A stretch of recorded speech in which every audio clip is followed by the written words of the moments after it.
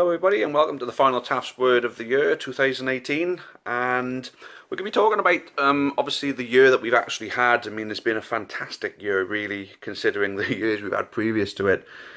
We've had a trip to Wembley again. You know, we got to the fourth round of the FA Cup last season. We finished the year in 11th place, which was 11 places above where we'd finished the two previous seasons.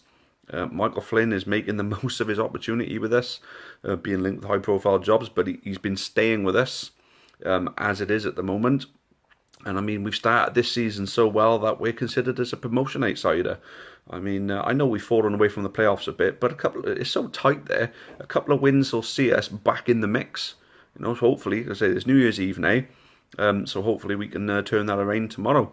A lot of speculation going on, obviously, with the future of Michael Flynn with the Bristol Rovers job being up for grabs, but apparently Graham Coughlin has got the job. So, well, not officially, but people are saying that, you know, the job's his. So Flynn will be left alone for a little while, hopefully, and we can get ourselves back on track. I mean, we've got a game against Leicester tonight to look forward to. We beat bitter rivals Wrexham to get through to the third round of the FA Cup. And all in all, we got to see this season so far as a success. I mean, we're in a really bad form at the moment, but every team has a blip. Every team goes through their bad form, and we're going through our blip at the moment. But it just goes to show that any team can fall down this far and work their way back up. I mean, we got some very capable players there, and we got the January transfer window to come up, so we've got to look at it a bit more positively. I mean, in a way, we've stopped the rot, and the early goals that we've been conceding have stopped. We've kept the clean sheet for the first time in God knows how long, you know, in the league. And at the moment, we've got every reason to feel positive going into the new year. You know, like I said, the Leicester game to look forward to, and of course, you know, the rest of the league season. I mean, we're not held down in any cup competitions. I mean, as much as it'd be nice to still be in some cup competitions because the extra money we'd make from it. You know, we're in a period of transition as far as ownership of the club is concerned. You know, we're pushing ourselves towards the hybrid ownership model. So maybe there's some good things to come for the club. You know, the involvement of the local council, involvement of more businessmen. We need to put a plan in place at the end of the day, whether we're going to secure our long-term future at Rodney Parade, or whether we're going to have a stadium of our own, whether we're going to buy Rodney Parade, whether we're going to buy Spatey Park and make it our own. There's a lot to look forward to. I'm going to put it as look forward to. You know, like I say, 2018 has been a good year. I think we've moved forward as a football club. I think we're a much more professional outfit off the field than we were a few years ago. Since the trust taken over, it's steered us in the right direction. But at the end of the day, I feel trust ownership has taken us as far as we're going to ever go, unless we can improve the attendances, which we have done this year. We have pushed the attendances up a bit, but it seems that whenever we get a good crowd, we play absolute crap.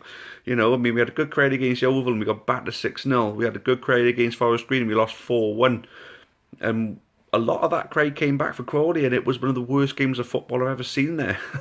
You know, for entertainment value, it was absolutely appalling.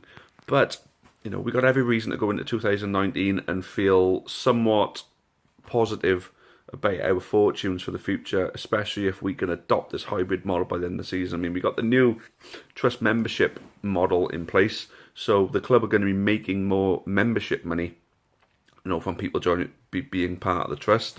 Obviously, fans are going to get a lot more out of it. And then obviously with the way things have gone with the cup runs, it's worth having a trust membership, so you get that priority of tickets as well. You know, I mean, if we keep prioritising the FA Cup and getting through, as we have been, then who's to say that we can't make more out of it, you know, in the long run, and make it a lot better for our loyal supporters to, you know, to be able to make sure they always get their tickets for these big games. I mean, got to think about it though, in this decade, we've been really spoilt, you know, and I say this an awful lot, you know, since 2010 we've been spoilt.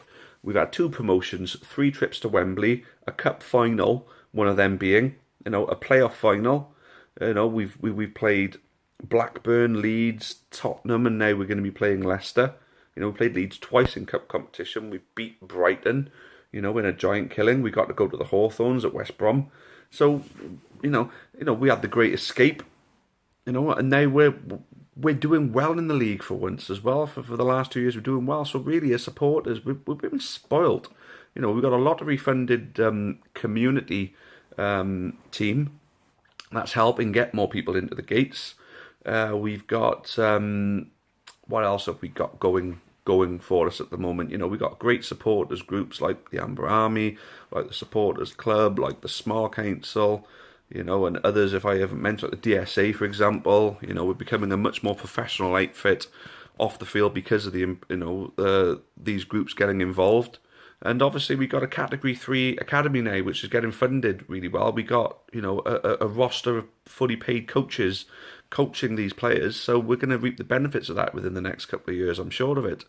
So there's a lot to be positive about with Newport County. But the sticky thing, the one thing that keeps itching away at everybody at the moment is securing a long-term future at a suitable home. Because if we lose having that sustainable place to play our football, we're going to lose our Football League status, you know, because we can't play at Spitty Park right now. We can't go back there because that's not fit enough for football to host Football League matches.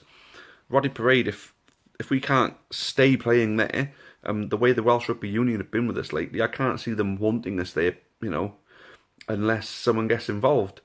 So that's the only real sticking point, you know, the fact that we've come as far as we can come with trust ownership. So this hybrid model is the next step for us as far as ownership is concerned. You know, self-sustainability, I think we've achieved that. Well, not technically, no, we haven't achieved that because we are running at a deficit. We're not sustainable.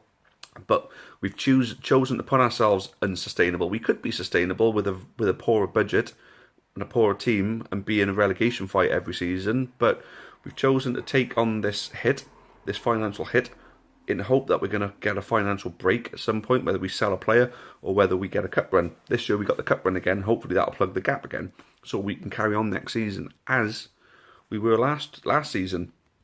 You know what I mean?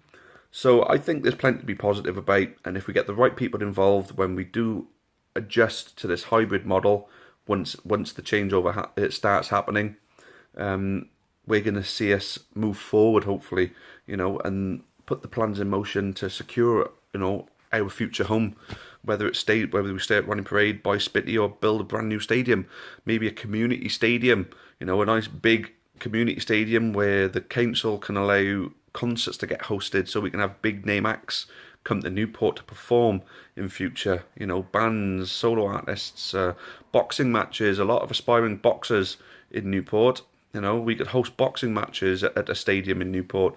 Whether the council want to, you know, enforce some kind of compulsory purchase order on Rodney Parade, do it up, you know, into a proper stadium. Because that wow factor, you don't get the wow factor when you walk into Rodney Parade. When you walk into a nice stadium, you get that wow factor when you walk through the tunnel and the stadium just unveils itself for you before your eyes. You think, ooh, that's nice. That wow factor. You know, you always get it when you go to a nice football stadium, but Rodney Parade does not have that wow factor, which if it did, that alone could pull more people through the gates. I think Newport is potentially ready to accept, you know, their football team if we can find the attention to detail we need to apply to turn their heads enough. I think there's a lot of people out there who support their Liverpool's Man United, and I have a dig at a lot of these people. I know I do it an awful lot, but you know, I'm not trying to dig at them for their choices. What I'm trying to do is convince them in a quite strenuous way, trying to convince them that it's worth giving the county a chance, and not just turn up to a game and it be crap and think, no, I'm not going back again, but actually think, no. It was bad that time, but I'm hearing a lot of good things about other times. I want to catch it on a good time. And when they do, they'll get the bug. Like I got, like a lot of you guys got as well. Newer fans, older fans. Everyone had a first game that they went to when they got the bug and wanted to keep coming. So at the end of the day, you know, we got to give these people a reason to want to keep coming. Better match day experiences, you know. Better, well, not so much better football. I mean, you're getting better football anyway because of the pitch being better. That's helped. That's helped things. But there's a lot of factors that we need to work on bit by bit, and eventually it'll become more attractive proposition to people to start coming over more often. You know, I know we miss out a lot because of Saturday football, you know, Welsh League, Gwent County League football, where a lot of people who would come over the county are playing matches while the county are playing. But I'm sure when they give their football up, you know, when they get into their 30s, 40s, and they think, yeah, I'm going to call it a day now, I'm sure we'll start seeing them, you know. But then the fact is, we've got a really good community team who are getting these kids over, and that's where it's got to start. We've got to get the kids, then the parents come, and then before you know it, you're making lifelong fans out of people. Because there's a lot of people who have recently been coming to see us, you know, for the first time, and they're getting the bug. We're getting more and more through the gate. Let's keep pushing it. I mean, Lincoln managed to do it overnight, but they had some fantastic seasons, you know. They won the conference. They got to the quarterfinal of the FA Cup, beating Burnley away. Along the way, got to go to the Emirates at Arsenal, made an absolute fortune that season, and then followed on. Obviously got the fans through the gates, you know, they kept coming. Then they went to Wembley again. Well, not again, but they went to Wembley for the Checkatrade Trophy final, took loads of people there, and now they've got a solid fan base. I mean, like I said, we've been spoilt, so why haven't we emulated this? Because too often we've ignored the opportunities to give these fans the reasons to keep coming. We just expect them.